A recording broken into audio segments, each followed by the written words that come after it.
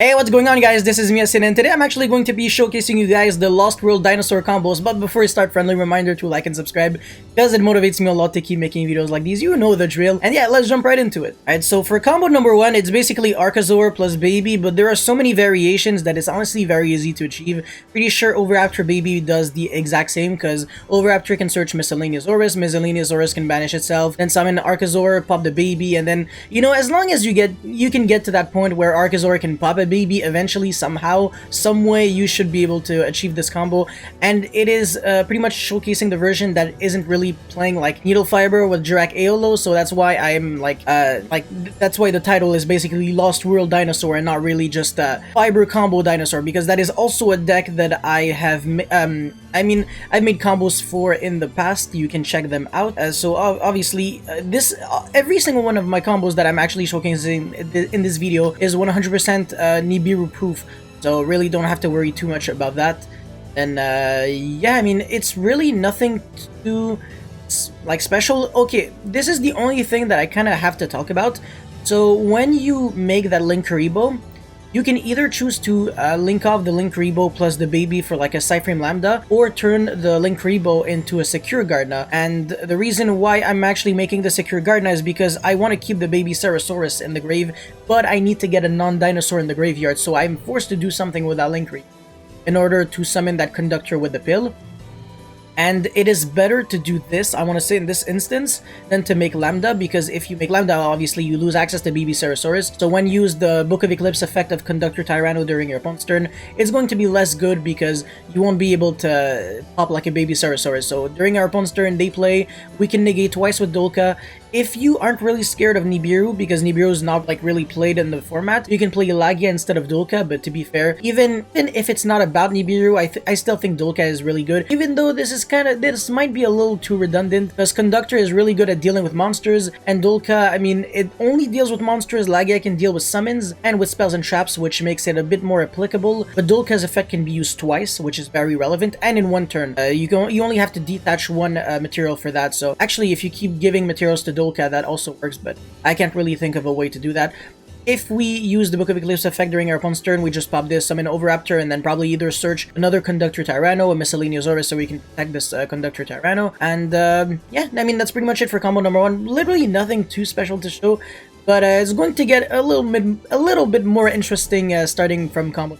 Alright, combo number two, we have Overaptor Lost World. This combo is really nasty going second, like significantly better, because obviously if you have access to your battle phase, you can use your token for two reasons. Either you can like jump over and then protect it by sending Baby Ceratosaurus and then summoning something, and then main phase 2 you use the effect to like pop the token, you revive back something, and also as long as the opponent controls a token, they cannot target any of your monsters with card effects, basically. Just actually insanely nasty. They cannot target monsters on the field with card effects. They can't even target their own monsters. That's disgusting. Lost World is broken. It has like 4 effects. All of them are nuts. It's amazing, sorry. Anyways, Archosaur is going to pop the Baby, blah blah blah. Everything here is very obvious.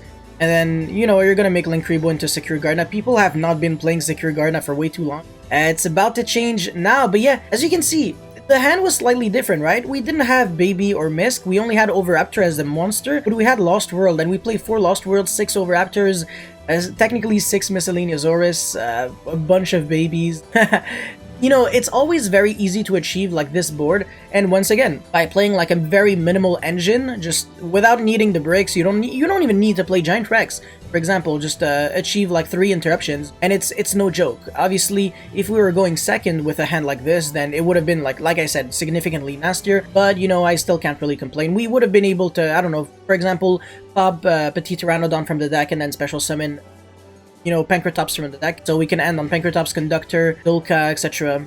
The amount of cards that we end in the Banished, I don't think it's necessarily too high. We only have 2 dinosaurs, so that's why Coatlas is not super played, because the only way to make Coatlas very nutty is if you can banish like 4 dinosaurs with Miscellaneousaurus, but it's kind of harder to do. Obviously, if you banish Giant Rex, like while it's one of them, then it means that you're getting 3 more dinosaurs in the Banished. So if you can banish 2 more with Conductor Tyranno, you should be fine, and then you can like hard summon the Coatlas from the hand.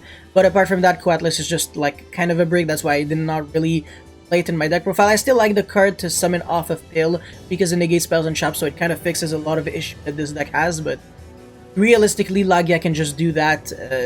If you, like I said though, if you might get Nibiru, then Dolka is correct, but this Conductor cannot get Nibiru since all your dinosaurs are unaffected by monster effect. I mean, unaffected by card effects for the rest of the turn, which is actually kind of, well, I mean, for the rest of the phase, but one phase is all you need. So yeah, anyways, let's jump into the third and final combo. Alright, this hand is very interesting. Once again, we have Lost World, Misk, Baby, and Gamma. So once again, this can just be whatever you're used to seeing, like Archosaur Baby, Oviraptor Baby, Oviraptor Misk, whatever. I mean, every card just kind of fulfills the same role. The deck doesn't have a lot of utility, it just has a lot of inherent ceiling, and that's why you can kind of afford to do things like that.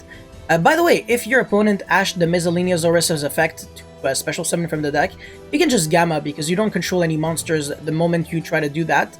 And then by the time you summon your Archosaur, it's too late for your opponent to actually ash you because you are already under Mesaleniasaurus, so this is 100% ash proof. Even if the baby Sarosaurus gets ashed in the graveyard, it's still not too bad because you have that guaranteed double evolution Pale Search, and Archosaur alone with a Pale is already, you know, Conductor Tyranno, because you can turn this into Linkuriboh, into Secure Gardener, and then banish Linkuriboh and Archosaur from the graveyard, summon that Conductor. So this deck is just, once again, also very inherently resilient. Yeah, so you're going to use your normal summon for the baby Sarosaurus, and that's why I was always trying to do like Animadorn for like Linkuriboh before, because I needed like a target in the grave. This is, I think, the first combo where you don't have to do this, so you can just pop it and then revive back the other one. Once again, if you summon the same one, it doesn't trigger. Yeah, don't do this kind of misplay. And then yeah, Giant Rex is going to be special summon from the deck, so that is the one combo that does use Giant Rex. I don't think it uses any more breaks though. Nice, we're finally going to make a Cerberus. I love this play actually. When your opponent has a token and you still never actually try to pop it, now you can make Cerberus, try to pop it, and then you special summon basically any dinosaur from your deck. So it can be Mesaleniasaurus, which is also your follow-up card, which is very nice. And then you can make Appaloosa. The thing with this Appaloosa is just it's the weakest Appaloosa ever because it's like an Appaloosa for like 2.5. It can technically, like, you used 3 materials for it, but since Lost World negates removes it 500 attack, it loses 1 full negate because it's only at 19. And Appaloosa, it doesn't really gain counter like Boral Savage. It loses 800 attacks, and that's why you can use the effect like infinite times per turn. So as long as you can increase the attack of Appaloosa, you can just keep negating again and again and again. But sadly, that is not something you can really do. But yeah.